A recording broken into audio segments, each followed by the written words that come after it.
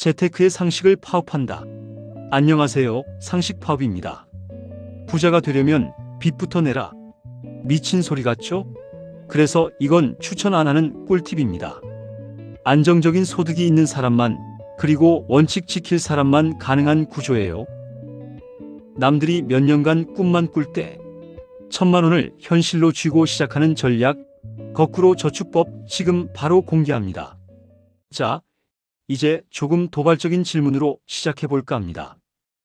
월 30만 원씩 3년 동안 적금 넣을 자신 있으세요? 솔직하게 생각해 보세요. 3년이요? 1095일입니다.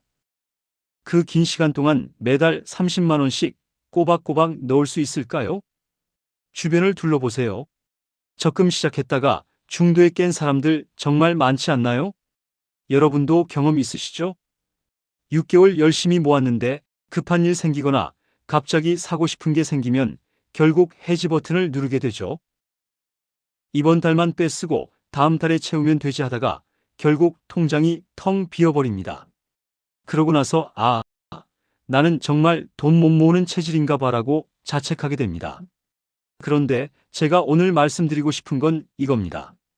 틀렸어요. 당신의 의지가 약한 게 아니에요. 순서가 잘못된 겁니다. 이제 생각을 완전히 뒤집어 봅시다. 3년 뒤에 1,000만 원을 만드는 게 아니라 오늘 당장 1,000만 원을 내 통장에 꽂아놓고 시작하는 거예요. 이름하여 거꾸로 저축법입니다. 첫째, 목돈을 먼저 빌립니다. 신용대출이나 정부 지원 청년대출을 통해 1,000만 원을 실행하는 거죠. 둘째, 그 돈을 내 손이 닿지 않는 곳에 묶어둡니다. 절대로 쪼개 쓰지 못하게 하는 게 핵심입니다. 셋째, 매달 나가는 대출 원리금을 적금이라 생각하고 갚아나갑니다. 갚지 않으면 큰일 난다는 대출의 강제성을 저축의 동력으로 역이용하는 겁니다. 지금 이런 생각 드시죠? 아니, 미친 짓 아니야? 이자가 아깝잖아. 하지만 관점을 한번 바꿔보세요. 구체적인 숫자로 보여드릴게요. 요즘 전월세 사기 때문에 전세 구하기 꺼려지시죠? 그래서 월세 보증금 때문에 고민인 사회초년생을 예로 들어보겠습니다. 자, 여기 비슷한 소득의 A씨와 B씨가 있습니다. 직장 근처에 집을 얻으려고 합니다. 통상 보증금 1,000만 원당 월세 5만 원 비율이라고 하겠습니다. A씨는 적금형입니다. 보증금 500만 원, 월세 70만 원에 계약을 합니다.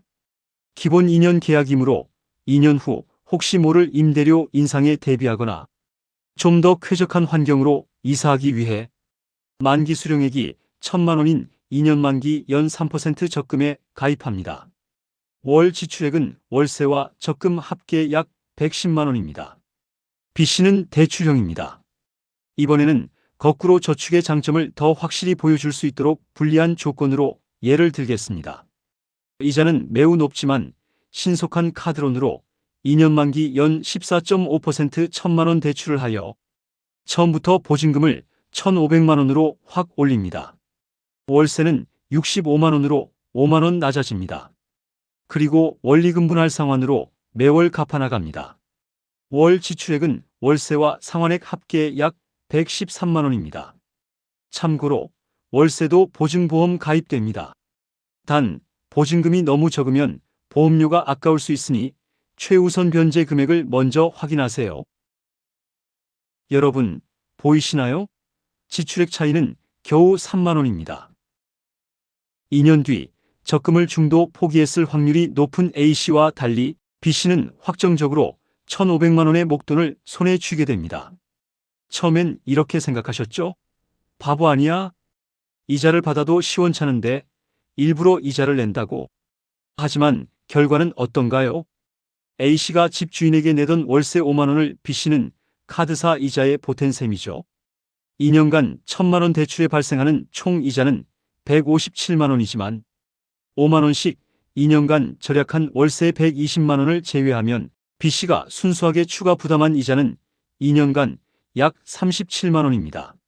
한 달로 따지면 고작 15,000원, 한 달에 커피 한두 잔만 줄이면 됩니다. 또 다른 선택지는 자산 보관형입니다. 대출은 받았는데 보증금에 보태지 않고 고스란히 정기예금에 묶어두는 것입니다. 이 경우엔 월세를 낮추지 못하니 비용이 조금 더 발생합니다. 대출이자에서 예금이자를 빼면 한 달에 약 4만 원, 배달음식 2번 정도 시켜 먹을 돈이 나가는 셈이죠. 4만 원이나 손해보라고? 라고 생각하실 수 있습니다. 하지만 관점을 바꿔보세요. 여러분은 2년 뒤에 1,000만 원을 지금 당장 구매한 겁니다. 중도 해지에서 영원히 될 게 뻔한 적금에 매달 40만 원을 태우는 것보다 한 달에 4만 원이라는 의지력 보험료를 내고 확실한 1,000만 원을 지키는 것이 자산 형성 속도는 압도적으로 빠릅니다. 이 4만 원은 손실이 아니라 여러분을 자산가로 만들어주는 금융 시스템 이용료입니다. 극단적으로 이율이 높은 카드론을 예로 들었지만 직장인 대출, 정부 지원 대출, 은행 신용 대출 등 저리로 대출 가능한 상품들을 이용하신다면 단연 최상의 효과를 누리실 겁니다. 혹시 대출하면 신용이 떨어질까봐 걱정되시나요? 신용 점수는 관리의 대상이지 보존의 대상이 아닙니다. 1,000만 원이라는 종잣돈을 만들기 위해 신용 점수를 잠시 사용하는 것은 매우 생산적인 투자입니다. 운동 후의 근육통처럼 일시적인 하락 뒤에 성실 상환 이력이 쌓이면 여러분은 2년 뒤 검증된 우량 고객이 됩니다. 여유가 된다면 예금 통장을 담보로 아주 저렴한 예적금 담보대출을 받아 더 효율적인 선순환 구조를 만들 수도 있습니다. 하지만 복잡한 건 나중에 생각하세요. 일단 내 이름으로 된 1,000만 원짜리 예금 통장부터 만들고 시작하는 것. 그것이 본질입니다. 한 가지 꼭 당부드립니다. 이런 분들은 절대 하지 마세요. 수입이 불투명한 취준생, 백수, 프리랜서, 필수 생계비만으로 빠듯하거나 이미 대출이 많은 분, 연체 경험이 있거나 신용의 결격 사유가 있는 분, 이 중 단 하나라도 해당되면 지금은 때가 아닙니다. 준비되지 않은 대출은 거꾸로 나락이 될 수 있습니다. 먼저 안정적인 수입 기반을 만드세요. 준비가 되었을 때 시작해도 늦지 않습니다. 또한 대출받은 돈으로 코인, 주식 투자, 생활비 쪼개 쓰기는 절대 금물입니다. 반드시 전세보증금이나 정기예금처럼 자산이 되는 곳에만 묶어두세요. 이 방법은 강력한 만큼 날카로운 칼과 같습니다. 위의 조건과 철칙을 지킬 자신이 없다면 절대 시도하지 마세요. 이 이야기는 단순히 대출과 소비를 부추기려는 것이 아닙니다. 이 방법은 금융의 강제성을 이용해 성공률을 100%로 만드는 전략입니다. 20대, 30대의 첫 1,000만 원은 나중에 수억 원의 자산으로 돌아올 씨앗이 될 것입니다. 여러분의 경제적 자유를 진심으로 응원합니다. 상식파업이었습니다.